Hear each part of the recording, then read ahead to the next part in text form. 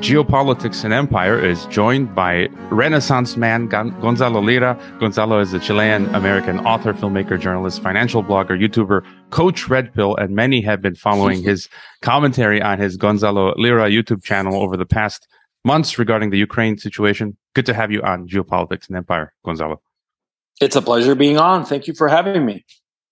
There are a few themes I wanted to get your thoughts on, and again, feel free to freestyle. But one of the themes is the U.S., NATO, EU, Ukraine, Russia, World War III situation. This sort of Great Reset situation where governments seem to be both collapsing and clamping down on their citizens, especially in the West. And something you talked about in the video, I think you did almost a year ago. I wanted to talk about that, where you were telling Westerners to, quote, leave now while you can, end quote. And so maybe we could start with the Ukraine situation and how you would summarize what exactly has been and is going on, and your sort of big picture view on what Ukraine is all about. This confrontation between the East and the West. Yeah, my thinking is that it's not about Ukraine. Okay, what's really going on is that the United States power has eroded to such an extent that the people in a position of leadership realize what's going on. Realize that their perch is slipping very quickly. The American domestic economic situation is catastrophic. The over-indebtedness is the problem. Also, the years of excess deficit spending. It's just the American power is collapsing. Therefore, the American military, the American political position globally is collapsing.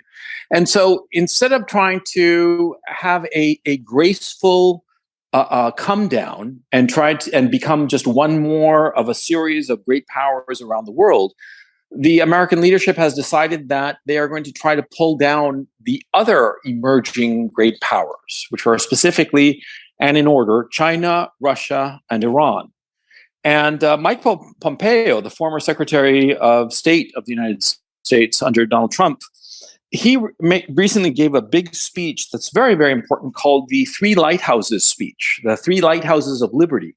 And he identified those three lighthouses of liberty as Ukraine, Israel, and Taiwan, and that the United States had to defend these three countries at all costs. Now, of course, what's going on here is that these three countries, the antagonists of these three countries, are Russia, Iran, and China, respectively. And so the idea outlined by Pompeo, but really something that the deep state, the entrenched bureaucracy, call it what you will, but the people who are in positions of leadership in the United States, what they want to do is that they want to see these three great nations, Russia, Iran, and China, be degraded so that the United States maintains its dominant position. And the Ukraine war is a proxy war. The United States and its Western European allies, vassals really, provoked the Ukrainians, or goaded rather, the Ukrainians into provoking the Russians. And, the Russians finally decided, it's time that we straighten out this whole Ukraine situation once and for all. And they invaded. It wasn't without provocation. Anybody who knows what's been going on over the last 8 years, ever since the coup d'etat of 2014, will realize that the West has been goading Ukraine into provoking Russia. And finally, Russia realized we have to act now. And they did. And they acted very decisively, and they're clearly winning this war. And a lot of people have been in denial, but it's very clear to anybody who's been serious about analyzing the situation that the Russians have had the upper hand since at least mid-April, and they are definitely going to win this thing. One could argue that they had the upper hand from actually the second day after the start of the special military operation, because of how the Russians pretty much destroyed the Ukraine's missile defense and air defense systems and degraded them to such an extent that it basically allowed the Russians to do whatever they wanted, which is what they've been doing insofar as the air is concerned. But it's just quibbles at this point. When it became really, really obvious that the Russians were definitely going to win this, and it was no longer an issue of if, but when, was in early May. That was 2 months ago. And it takes a while to clear out all of these defenses and degrade the Ukraine armed forces. But just because something takes a while doesn't mean that it's not going to happen. Okay, a lot of people have thought, oh, the Russians aren't advancing as quickly as they should, but that's just silly talk. That's just coping. Because the truth is, the Russians were going to win, and like I said, it was clear. More sophisticated observant. In my own case, I thought really from mid-March that it was clear that the Russians were going to win, and slowly the evidence accumulated, and I said so. I said so from the beginning that the Russians, they just had a bigger military. But anyway, it doesn't matter. The point is now people are realizing it. A message from our sponsors. It seems we may be headed for the 1930s all over again. Financial collapse, tyranny, and world war. I've already secured multiple passports, offshore accounts, safe havens, and escaped to the sunnier shores of Mexico. My friend Mikkel Thorup of the Expat Money Show is hosting the Expat Money Summit with 30-plus experts that'll help you reclaim freedom in this fourth turning by moving your life and wealth offshore. Themes include securing your Plan B bug-out location, banking offshore, reducing your tax burden legally, storing precious metals, getting another passport, and more. Protect yourself and secure a new life abroad. Register now for free at expatmoneysummit.com, or don't and enjoy surviving on insect protein while stuck in the metaverse. And don't forget to fund Geopolitics and Empire. You can leave a donation, except on Patreon or PayPal, which have banned us, book a consultation, or become a member. And the longer this war goes on, the more pointless it is, all the death and misery that is going to be inflicted on the people of Ukraine. Because of Washington. Washington has basically made it very clear to the Kiev regime of Zelensky and his goons, because they are goons, because they are fascists, they are, just pieces of shit, that they have to fight to the last Ukrainian. And the last Ukrainian man, woman, and child has to die in order to, quote unquote, weaken Russia. Of course, this is not weakening Russia by any stretch of the imagination. And on the contrary, it's strengthening Russia. Because the Russian people are more and more on board with this, more and more behind Vladimir Putin, more and more realizing that the United States and Western Europe wants to destroy Russia, break it up, carve it up, steal all of its natural resources. The Americans have said this openly. And so the Russians have finally realized, oh yeah, it's true. It's not propaganda. And so that's why they are more united than ever. Russia is winning this thing, not just on the battlefield, but also internally.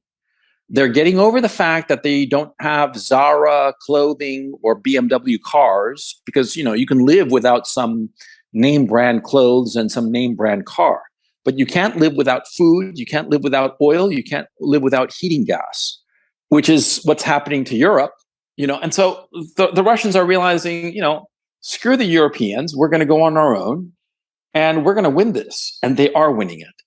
And so the Americans rather, now they're realizing, well, we have to pivot. And with this visit by Joe Biden to the Middle East, it's clear that the new pivot is they're going to try to start up a war with Iran. They also want to start a war with China, but they're scared of China with good reason. And so they're figuring, well, it's not working out for us with Russia. It's clear. Even though we're sending them weapons and money, the Ukrainians are really losing against the Russians, and it's only just a matter of time. So where can we stir up trouble? And now they're looking at the Middle East. And of course, if there's a war in the Middle East between Israel and Iran, which is what the Biden administration seems hell-bent on pursuing, this will mean that there won't be oil flowing through the Persian Gulf and the Strait of Hormuz.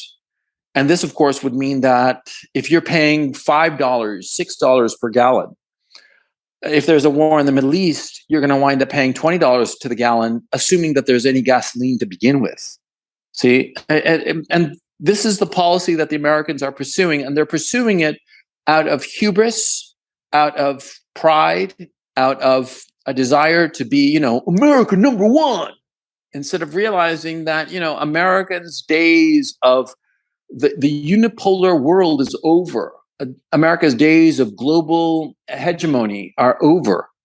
And the Americans should accept a graceful drawdown and focus on internal problems. But instead of focusing on internal problems, and the United States has a plethora of internal problems, They're focusing on stirring up trouble and fighting a war, figuring that if they fight a war and win it, then America will be back on top. They don't understand that if there's a war, there will be only casualties, and American power will be the principal casualty of any war. You've said that in a recent video that it's easy to see how this all ends. And as you mentioned, Russia seems to be doing just fine. And so I wanted to get your thought a bit more on the detail of how this all ends. The end game, like do the breakaway republics, they become independent or part of Russia? And, this, we keep hearing this talk of World War III. I think there are some psychopaths in Washington and Brussels that would launch World War III. I think they're the ones. The threat comes from them, not from Moscow. And maybe it's just scaremongering, this hype of World War III. But how do you think this all ends in Ukraine? And how do you see the threat of World War III, nuclear war? Well, I think that you see, I actually discussed this with a friend of mine just before hopping on here with you on this call. So I have a fairly clear idea of what I think would happen. If the United States loses in some military exchange and loses dramatically, that's when I think that the United States would be the one to use nuclear weapons first. For instance, if, say, a nuclear aircraft carrier were to be sunk by China or Russia or Iran, the humiliation of that would be so great that the current leadership in the United States would say, let's show them that let's show them that they didn't get the best of us. Let's show them that we're America number one, and let's use a tactical nuke on them. Just one, just a little bit, just a tip, just to see how it feels, kind of thing, right? And of course, once you use a nuclear weapon, there's no going back. And there's no end to the escalation. And you say, oh, we just used a tactical nuke. It's no big deal. There's no reason to escalate. But that's not how somebody else would look at that. Your opposing number in such a confrontation, if you use a tactical nuclear weapon against them, they're going to say, you used a nuke on me. Fuck you. I'm going to use a nuke on you. And I'm going to nuke one of your cities. Not a military base like you nuked my military base. No, I'm going to nuke a city of yours. LA, New York, Chicago. How do you like them apples? And after that, it just spirals out of control. And so my original fear was that the Americans, NATO, would get involved in Ukraine and the Russians would beat the ever-living shit out of them. Because something that in the United States, they just don't want to accept, but it's the truth. The Russian military is superior to the American military. Vastly superior. I mean, light years. They're just better soldiers. Look, I've said this before. The Italians, they're good at food, and the French are good at fashion. The Russians, they're good at war. That's their thing, okay? When they decide to go to war, they're really, really good. They don't lose. And that's a fact. And so insofar as the current confrontation, originally I was extremely worried that the United States would put NATO troops in Ukraine. The Russians would deal with them decisively, probably with some cruise-guided missile attack that would wipe them out. And the Americans would escalate from there, and all of a sudden you have this nuclear exchange. But what happened was that the Americans started assembling forces at a base called Yavoriv. Yavoriv. I always mix up the pronunciation. Yavoriv. Yavoriv. It's a little town to the west of Lviv in western Ukraine. Yavoriv is about 20 miles from the border with Poland. Okay, I mean, it's right next door to the border, and it's the place where the Americans had all their foreign fighters, because Yavoriv is, for all intents and purposes, a NATO training base. That's where NATO instructors would go, American instructors, American generals would go to train Ukraine fighting forces over the past 8 years. Because people don't know this, but the Americans were training the Ukrainian army to the tune of about 10 to 15,000 troops per year. And that might not seem like a lot, but over 8 years, It adds up. Roughly 60,000 Ukrainian troops were NATO trained. NATO trained in terms of tactics, in terms of operations, communications, command and control, the whole shebang.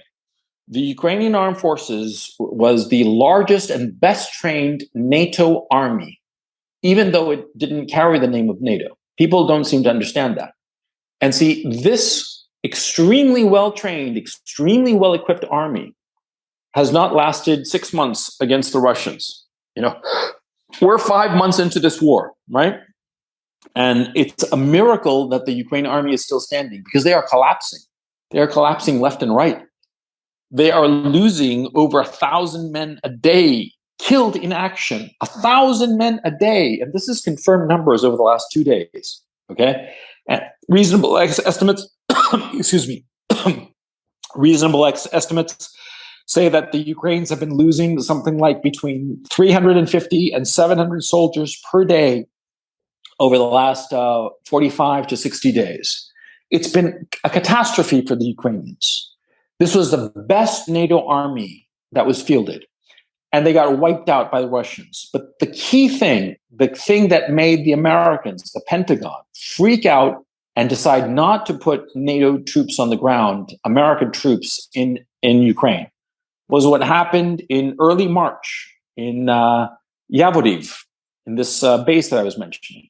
If you'll recall, the Russians sent a swarm of cruise missiles to this town in early March. I forget the exact date. I want to say something around like the 7th of March, but I could be wrong. It's not important. You can look it up. And in this attack, they killed over 500 NATO soldiers, foreign soldiers, people from different countries who had been gathering there. It was basically a NATO force that was gathering to go and fight the Russians. And they were gathering them there. That was the staging area. And they got hit by the swarm of Russian cruise missiles.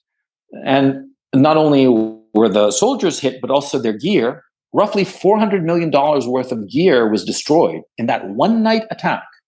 It was in like 3 a.m. They got hit by the swarm of missiles. And over 500 men were killed. Over $400 million worth of gear was destroyed. And what freaked out the Pentagon, just sent them into a complete tailspin, was that they didn't see these missiles coming. See? They had no warning. The missiles were stealthy, and the Russians had such dominance insofar as air defense and jamming that the Pentagon and all its satellites and all of its equipment and all of its eyes on Ukraine, it did not see these missiles coming until they hit. And the thing is, these missiles were fired from over 400 kilometers away. And that told the Pentagon, if we go in hard, they will hit us and they will kill us. And that's why the Pentagon decided not to go into Ukraine.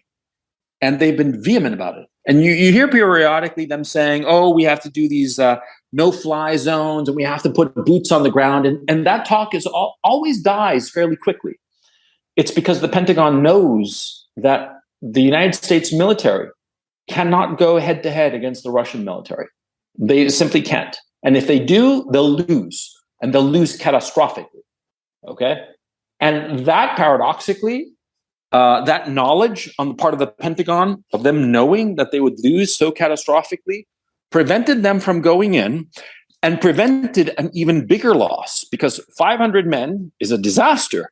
But a lot of them were foreigners. They were from different NATO countries and also from countries from South America. They were all NATO, under the NATO aegis, okay? But they were not American troops. Some of them were. It's believed, but it's not confirmed, that a lot of them were American private military contractors who had been hired by the Pentagon and State Department to help in this initial staging. It's always good to have private military contractors because of deniability, of course, right? It was not U.S. Armed Forces people, active service Americans there. But it gave the Pentagon a taste of what could happen, a complete disaster. And that's why the Pentagon has been adamant about not putting boots on the ground in Ukraine, not putting American aircraft over Ukraine because they know what will happen. And because of this deterrence that happened early in the war, this prevented an escalation, because if the Americans had gone in hard with a lot of gear, a lot of personnel, and all of a sudden the Russians had done the same hit, but say in April, and had hit, a couple of thousand American troops, then that would have led to an escalation with even more troops and potential nuclear weapons. And the fact that the Russians essentially nipped this in the bud prevented an escalation that could have gone nuclear. But insofar as China and Taiwan is concerned, well, if the Americans keep on provoking the Chinese might strike back hard enough, say sinking an aircraft carrier, that the humiliation would be so great that the Biden administration would have no choice but to escalate. And the only way to escalate after they sink one of your aircraft carriers is to use a nuclear weapon. See, ultimately, the crazy people are not in Moscow. The crazy people are not in Beijing. The crazy people are not in Tehran. The crazy people are in Washington. They want a war so badly, and they are so unable to face any kind of defeat that they could potentially push the world into a nuclear war in order to avoid the humiliation. And you have to understand what's going on. You have to understand the insanity of American leadership. These people are insane. They are war criminals. The actions that they have already committed qualify them as war criminals. How they have egged on the Ukrainian armed forces to fire missiles at civilian targets, purely civilian targets, strictly to terrorize civilians and goad the Russians into doing things that would hurt their position in Ukraine. This is what the Ukraine armed forces are doing here, and they are being goaded by Washington. And so you have to understand that in this story, the bad guys are the Americans. They're the villains. They're the ones who have caused this situation. You have to understand that if you understand anything of what's going on in the world, it's the Americans who are lashing out because the American empire is going down the tubes, and the people in American leadership cannot accept that reality. And so they are trying to start a war so as to somehow recapture the former glory of the United States that is gone forever. That's what's going on. We've met the enemy, and the enemy is us, both of us being Americans. And I want to get your thoughts on, well, since you were mentioning NATO, but also EU, Europe. I've interviewed a number of European intellectuals, such as Thierry Meyssan and Guy Metan, and both of them were saying that the consequence of all of this is going to be the total collapse of Europe, the EU, that Washington is trying to prevent strategic autonomy of the EU and to keep it under Washington's, the American empire's wing as a vassal. But also we can see economically, politically, the whole EU project seems to be collapsing. There have even been white papers I read some years ago predicting the total collapse of the EU, by 2030, 2035. What do you think will be the consequences for Europe? Well, the Europeans are fools. Okay, because when they set up the European Union and the Eurozone, that's when they seal their fate. Because these different countries have different priorities. And if you try to unify them into a single bloc, they'll be easily dominated by the Americans. Because you see, if you have a bunch of European countries, then it's basically like trying to wrangle cats. You can never really do it. Okay? But if you have one European bloc, and the European bloc from Brussels whips all of the small European countries in line and gets them on the same page, and you, as the Americans, control the people in Brussels, well, you see what happened. The European Union was a mechanism by which the Americans could control and dominate the entire European continent. And they whipped the smaller countries in line from Brussels, but at Washington's direction. And the European project is over. Look, Europe is dead. Demographically, there aren't going to be any Germans by the end of the century. There will be no more ethnic Germans. You just have to look at the demographics. The children being born in Germany today are not ethnic German children. They are foreign children. The same thing is happening in the United Kingdom. 3 times more children of immigrants are being born in the UK than ethnic British children. Ethnic British being English, Welsh, Scottish, and Irish, Protestant and Catholic. 3 times more foreign children, children of foreign-born migrants. And the same thing is happening in France, same in Italy. Europe demographically is dead. It's over. It's a dying continent. It has a great deal of power and riches, but it's being overrun and taken over by immigrants who share absolutely nothing in terms of the culture and the mentality of the local populations. They have not become integrated, on the contrary. And the Europeans have only themselves to blame for this disaster. It was their fault, their leadership's fault. And it's because they allied themselves to the Americans. And what's best for the United States was not necessarily what was best for Europe as a continent or for what was best for each of the European nations individually. But they decided that they wanted this globalism, they wanted this deindustrialization, they got greedy, and also they felt so cosmopolitan and so aristocratic, welcoming these poor little migrant people. And they welcome the migrants with such arrogance and hubris, and not understanding that these people are there to replace them and that it's their own fault. I have no sympathy for the Europeans, to tell you the truth. I mean, I have German roots. My maternal grandmother was German, and my other maternal grandmother was half German, and I've lived in Europe. I've lived in London and Paris and Amsterdam and Germany. I love Europe, but the European people are to blame for the hole that they are in. And this winter is going to be the worst winter it's going to be the worst winter since 45. This is what is about to hit Europe is a disaster. And what's interesting is that the people who are going to riot the most are probably going to be the immigrants, because the immigrants didn't sign up to spend a cold European winter without heat, without electricity. They didn't sign up for this, but that's what's going to happen.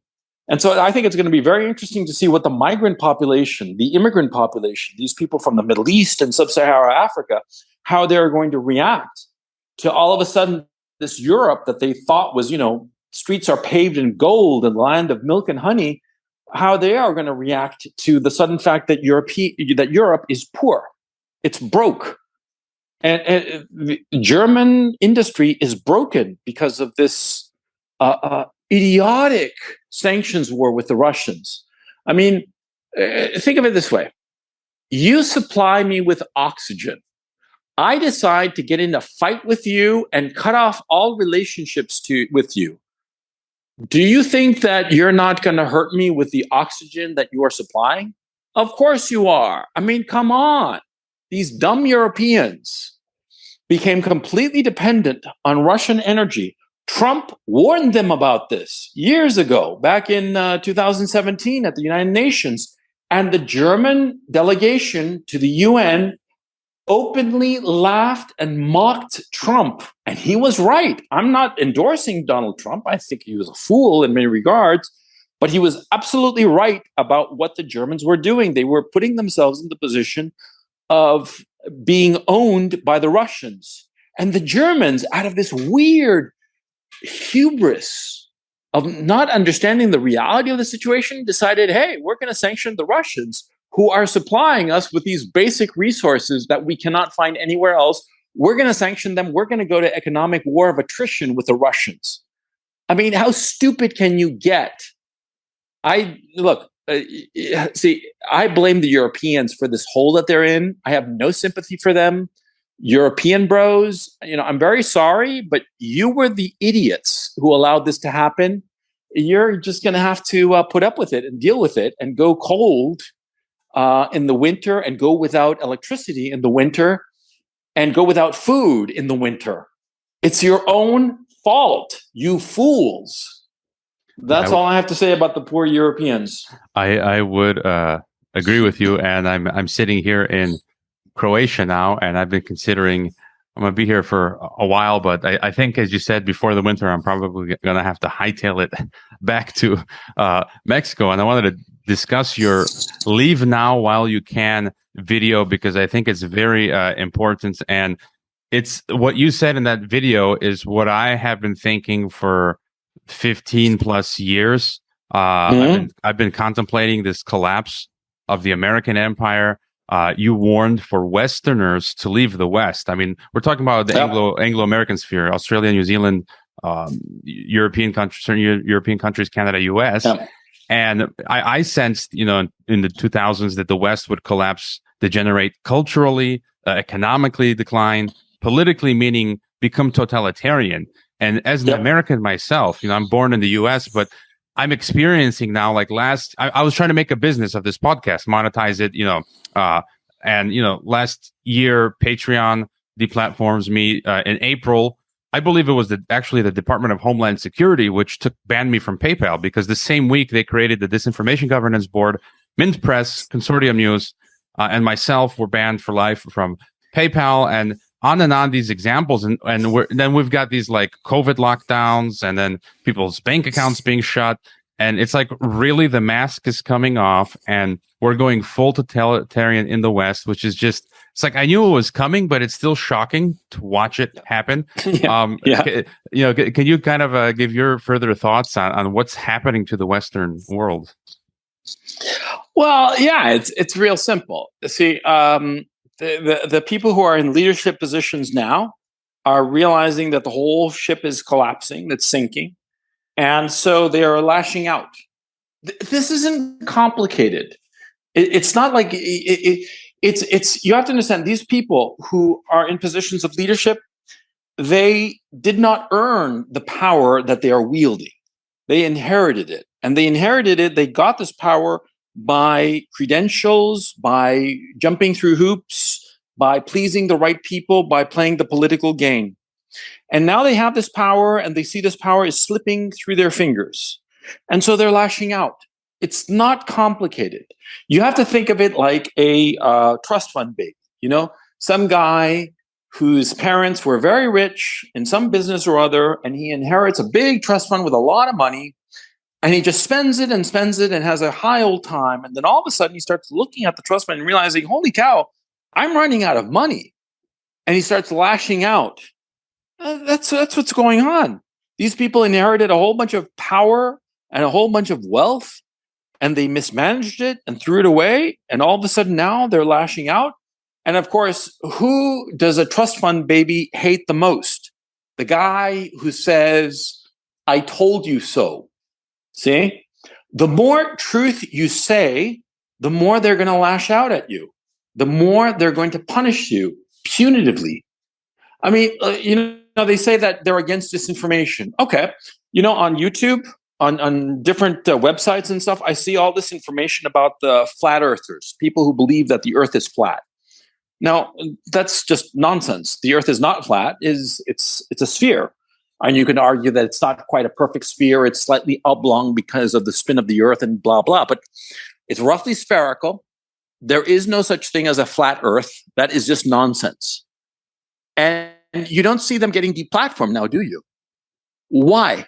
Why aren't they deplatformed? I mean, they're peddling misinformation, grotesque misinformation, and they're claiming that the science is wrong, that the earth is not a sphere, but rather it's a flat disk. This is the height of scientific misinformation, disinformation, but they're not getting deplatformed. Why?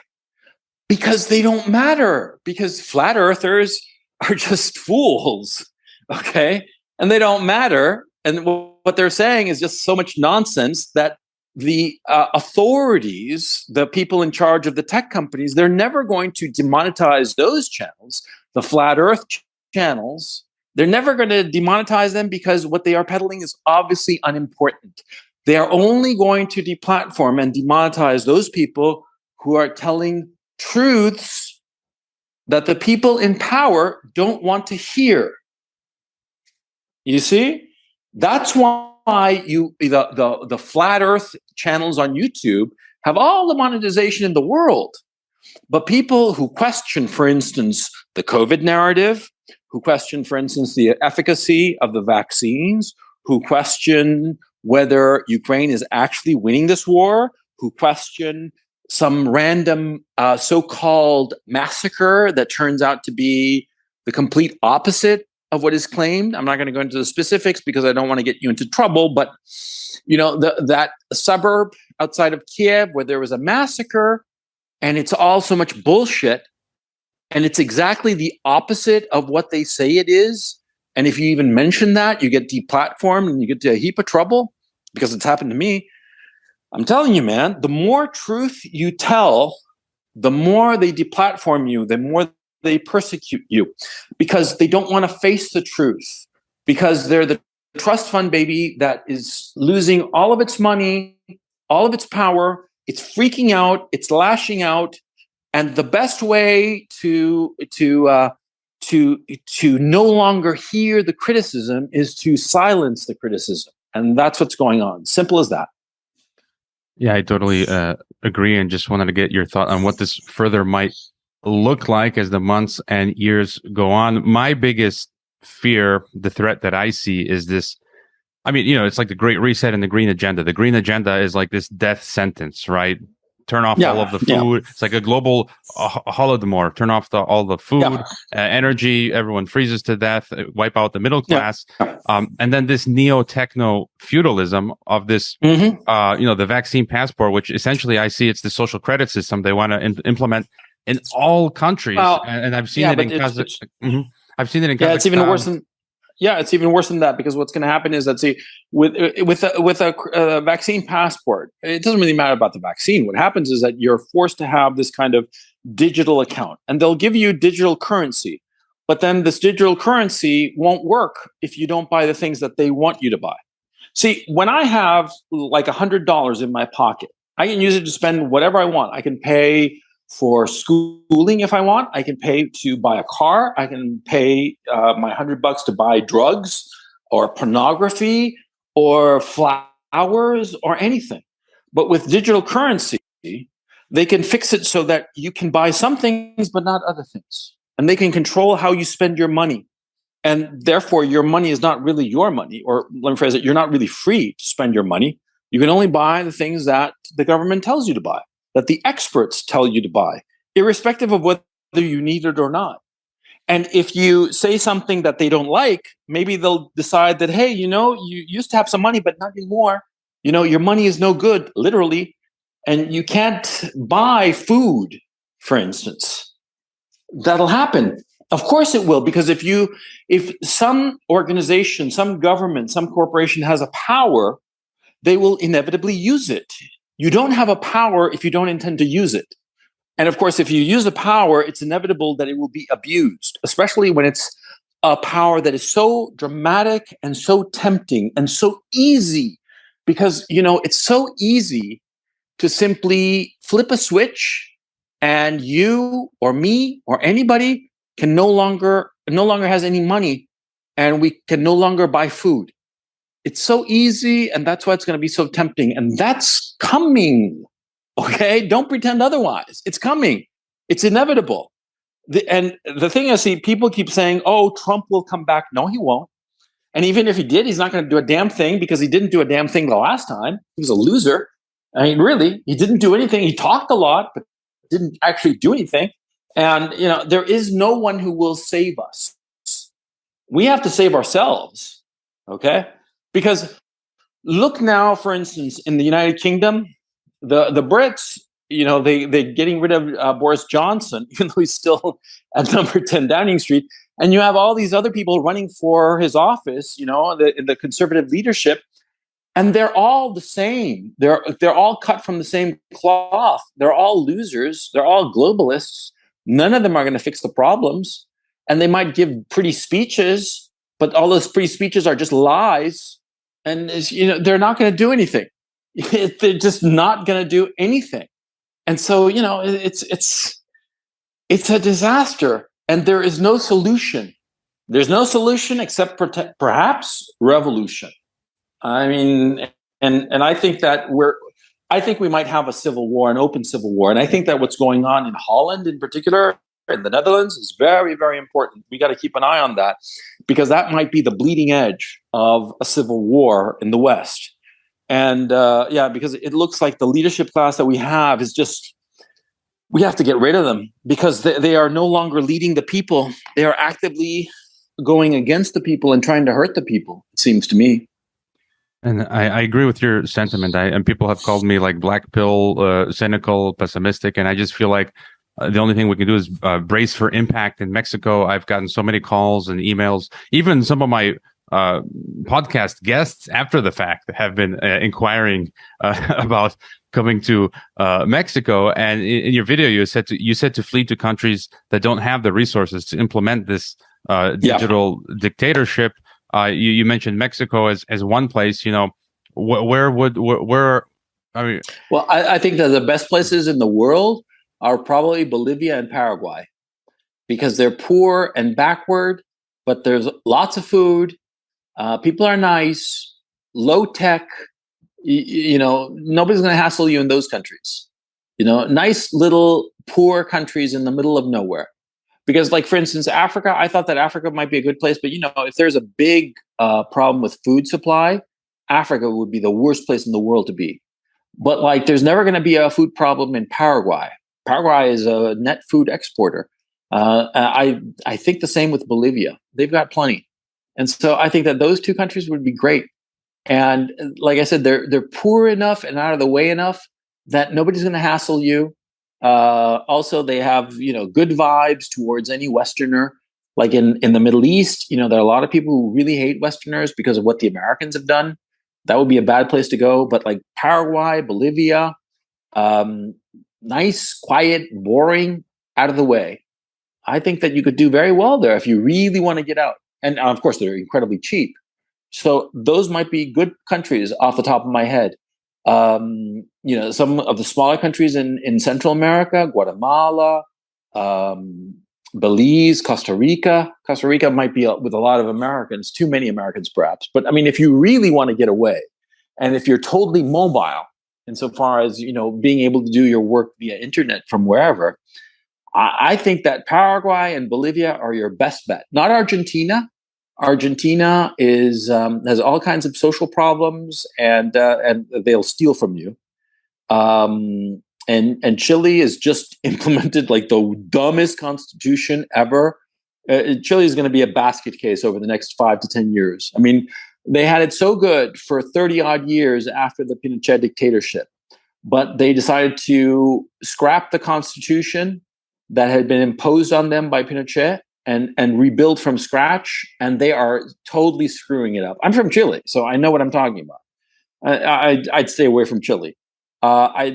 Peru, maybe not. It depends on the city. Okay. Lima is always sketchy, but some of the cities outside of Lima, Arequipa and so forth, yeah, very nice.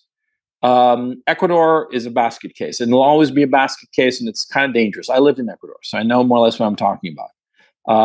Venezuela and Colombia, they're always dangerous. People are very violent there. I would not consider it a good place to go, a safe place to go. Guyanas, I do not have an opinion. I don't know enough information. Brazil has complicated issues. And again, I wouldn't know enough to be able to give a definitive opinion. But Bolivia and Paraguay, great places to go. Uruguay, yes, but it's more expensive, But Paraguay, yeah, it's very tempting. Also, Panama. Panama is always going to be a great place, but it's a little bit expensive. But Panama is always a great place because of the canal. It's always going to be important. It's always going to be someplace that is relatively stable. So, yeah. You mentioned Eastern Europe as well. I think you're in Ukraine now. I mean, are you going to stay there, or are you planning to hightail it at some point out of Ukraine? No, I have an escape plan if things get really dicey here. But what I can say is that, yeah, of course, I didn't anticipate this war. Nobody did.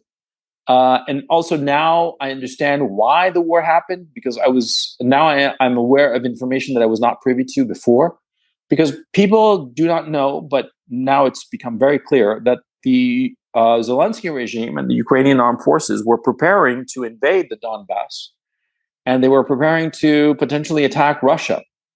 And the proof of this is that you see in eastern Ukraine, the Russians are fighting the entire, or the bulk rather, of the Ukrainian armed forces. Well, why were they there?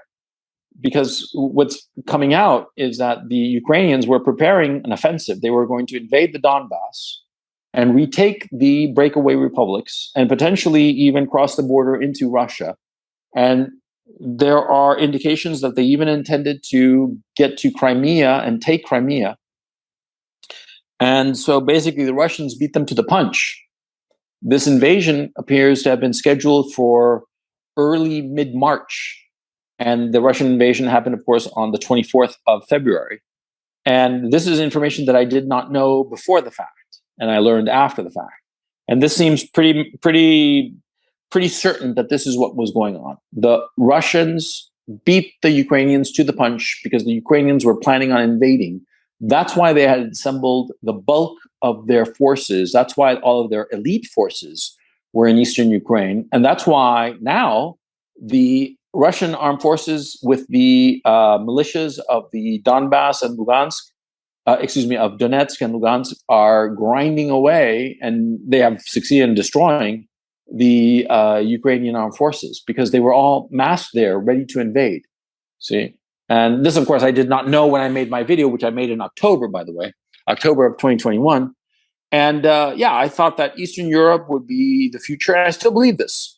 I think that this war will end. As for the reasons I mentioned before, it does not seem that it will widen, and the Russians will eventually take over the entire country, all of Ukraine. This is inevitable.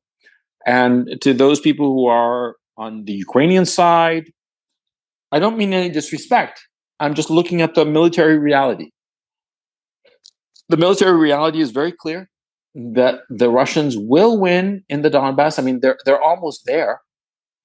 They are about to hit Kramatorsk, and Kramatorsk might well turn out to be nothing more than a speed bump in the Russians' advance. And after the Kramatorsk line, there's absolutely nothing until Dnepropetrovsk and the Dnieper River.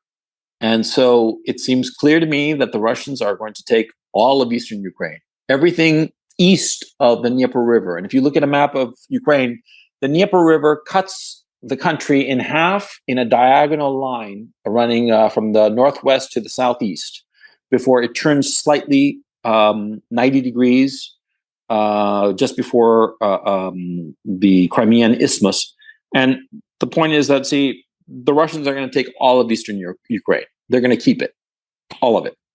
And that includes the city I'm currently in, Kharkov. I'm in the middle of Kharkov. And the shelling is going on outside the city. I don't think that the Russians are going to assault the city. It would take them too many soldiers. What they're going to do is what they have done repeatedly, which is to go around big cities and engage with the defenders and slowly degrade them with relentless artillery barrages until the defenders just give up and they retreat and they give up the city, which is what they've been doing with Lysychansk, Popasnaya before that, and what they're going to do now with Kramatorsk. And the Russians are going to win. And they're going to, once they have captured the entire country, which they will, they're going to take it apart. They're going to take it apart, and they're going to take the south and the east, and they're going to keep it for themselves. And people say that there's going to be a great battle in Odessa. I don't think so. I think that what will happen is that the Russians will surround Odessa, which they can easily do once they have broken through Kramatorsk. And they will surround it, and they just wait, because Odessa is a very important city for the Russians for spiritual and historic reasons. And so they want Odessa, and they will capture it. But they have no intention of assaulting it and potentially, harming it or even destroying it. They have no intention of doing that. And what they'll do is they'll simply surround it and wait out the defenders. And eventually the defenders will have to surrender because the rest of the country will surrender. And the Zelensky regime can no longer negotiate a peace, even if they wanted to, which they don't. The Zelensky regime wants to keep on fighting to the last Ukrainian. They are under orders, of course, from Washington. The Washington establishment that controls the Zelensky regime has ordered them to keep on fighting to the last Ukrainian, which they will do. And so there will be no negotiation. But even if the Ukrainian regime, the Zelensky criminal regime, wanted to negotiate with the Russians won't believe anything that they say. And so the Russians will sit down to negotiate. Sure, no problem. They'll talk. But no agreement will be reached because the Russians don't trust the Zelensky regime. The Russians no longer trust Europeans because, after all, there was the Minsk II agreement, which would have created lasting peace. And the Russians were trying to implement the Minsk agreement, the Minsk II agreement, but the Europeans never pushed the Ukrainians to do it. The Europeans didn't want the Minsk II agreement implemented. And so the Russians don't trust the Europeans. And so what will happen is that the war will grind on. Ukraine will fall completely to Russia. Russia will take Ukraine apart, and there will be a small ethnic Ukraine state that will remain, a rump Ukraine, that will be poor, that will be demographically broken because all the best people will have left and fled to Western Europe. This small, broken rump Ukraine will be a shithole, quite frankly. And Eastern and Southern Ukraine, what is called today Eastern and Southern Ukraine, I'm talking Kharkov, Poltava, Lugansk, Donetsk, Mariupol, Kherson, Zaporozhia, Odessa, all of these regions, they will all become part of Russia. Probably also Dnipropetrovsk.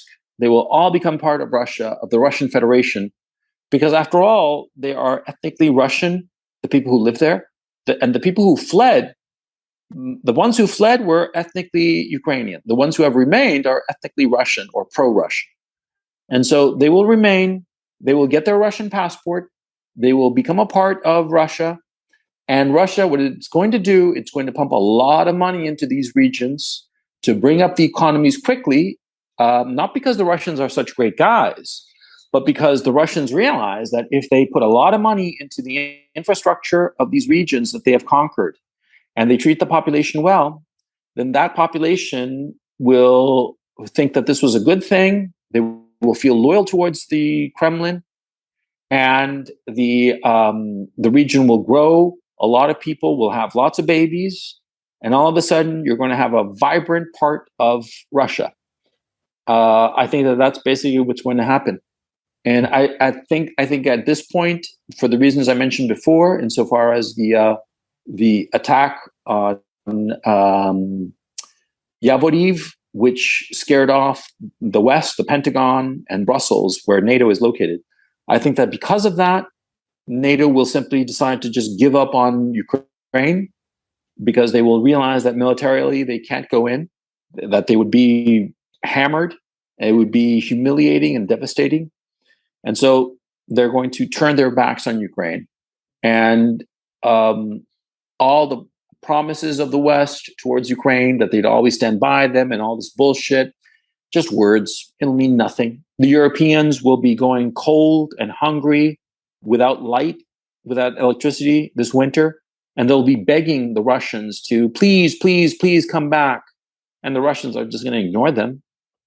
So it's going to be just misery for Europe, misery for this rump Ukraine, and the situation will be extremely beneficial to the people in Ukraine who are going to be conquered by the Russians. Because, like I said, the Russians, it's not that they're nice guys. None of these people are nice guys, but they're pragmatic, the Russians. The Russians are pragmatists, unlike the Europeans. The Europeans, for their stupid ideological reasons, decided to go to economic war with Russia, and they're going to pay the price. The Russians, very pragmatically, they realize we are going to conquer this territory, and we are going to treat these people really, really well and spend a lot of money on them, buy them flowers and chocolate so that they get in bed with us and seal the deal. You see? That's what's going on. You have one side, the Russians, who You can hate them, you can call them this, that, the other, but they are pragmatists. They look at things as they are, and they look at a problem and they try to solve the problem to their advantage. Whereas the Europeans, they are the lapdogs of the Americans, and they follow this idiotic ideology of neoliberalism, of this globalism and climate bullshit and all the rest of it, this green crap. And by the way, I worked in the green energy sector. It's all ideological bullshit. It's all a big farce. It's all a big con job. I can tell you that for a fact. I worked in solar energy. I know that bottom line, solar energy, wind energy, is far worse for the environment than gas, much less nuclear energy. Nuclear energy is the cleanest energy around. But all this green propaganda bullshit, well, it's the reason that Europe is going to go cold this winter. Okay? So they've got nobody to blame but themselves. Sorry for ranting and going all over the place, but I figure that your audience wants to get a clear sense of where this is all going. Yeah, no rules here. All good stuff. And I just real quick, there's a raging debate in alt media, independent media, on there's talk of Putin and Xi in China working to some degree with Davos and the World Economic Forum, and then others argue that there's been a complete separation, and that this BRICS multipolar world has is completely separate and having genuine resistance against Davos. What's your thought on that? Look, Xi and Putin don't give a shit about any foreign organization unless it helps them, because they are nationalists. See, Xi Jinping cares about Chinese. He doesn't give a shit about the Russians. He's friends with the Russians because it helps them. Okay, and Putin cares about Russians. He doesn't give a shit about the Chinese because he only cares insofar as the Chinese help him and his people. Okay, which is a pragmatic and rational approach. Now, these Davos people and whatnot, whatever thing that they do with the different organizations, it's to the benefit, the long-term benefit of Russia and China. Okay, Xi Jinping and Vladimir Putin would be friends with the devil if long-term it helped their own people, because that's their priority, as it should be. They're not impressed, or they're not interested, rather, in impressing other people or playing some ideological game. Whereas the World Economic Forum, all these fools, that's what they care about. Justin Trudeau, he doesn't give a shit about Canadians. He cares about impressing his buddies at the World Economic Forum and being part of the club. See? And that's why Putin and Xi Jinping are effective leaders and Justin Trudeau is not. See? It's as simple as. And so, and anybody saying that, Putin and Xi are betraying their people by negotiating with Davos crowd or whatever, that's just naive. They're just doing what's best for their people. If it means that they have to negotiate with the Davos crowd for a bit, sure, they'll do that. If they have to do something else, they'll do something else. If they have to turn their backs on the Davos crowd, they'll do that. There isn't any ideology. Ideology is for children. Grown-ups, adults, they don't care about ideology. They don't care who's popular or who's this or that, the other. All they care about is achieving their objectives. And that's what Putin is doing, and that's what Xi Jinping is doing. And their objectives, if you understand that what they want is the betterment of their people, and you take their statements at their word, because they keep saying this all the time. And, what I'm telling you about the motivations of these men, they say this all the time.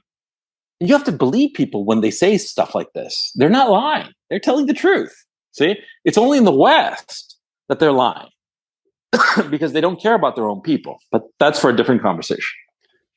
Yep. Yeah, makes a lot of sense. I don't know if you have any final thought for us, as well as letting us know the best places to find you online and any of your different projects.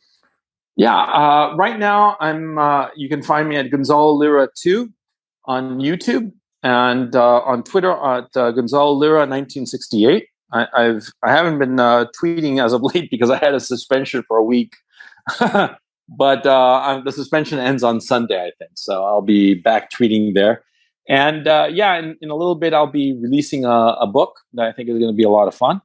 And I just hang around the internet. That's me. All right. I'll include all the links in the description so people can subscribe and find you. And spasiba for being on Geopolitics and Empire. Thank you so much for having me on. Sorry for if I ranted too long, but I hope that your audience enjoyed it. I hope you enjoyed this Geopolitics and Empire podcast. The website is geopoliticsandempire.com, and I encourage you to sign up for the free email list that goes out with each podcast and every weekend with a collection of news headlines. The newsletter and website are our last lines of defense. We're being censored and deplatformed. It's nearly impossible to find Geopolitics and Empire on the Google search engine. We've been blacklisted. YouTube frequently takes down our videos with strikes. Facebook restricts our page. Reddit and Twitter take down posts. And after the Associated Press mentioned Geopolitics and Empire in a 2021 article co-written with NATO, our Patreon account was terminated. Vimeo also terminated our Pro account. The best free way to help Geopolitics and Empire is to leave a review on Apple Podcasts or elsewhere and subscribe to all of our media channels. You can find the video broadcast now on 5 platforms: Odyssey, Rockfin, Rumble, BitChute, and Brighteon. You can find the audio broadcast on the podcast ecosystem: SoundCloud, Apple, Spotify, and so on. My current favorite social media channels are Twitter and Telegram, but you can also find us on Gab, MeWe, Minds, Float, VK, Instagram, Facebook, and LinkedIn. Finally, Geopolitics and Empire is in dire need of funding to continue. You can leave a donation, purchase a consultation with the host, or become a member to receive additional benefits. We also produce a weekly broadcast called Dissident Thinker for members and Rockfin subscribers only. We will continue to fight the good fight come hell or high water. Thank you for listening.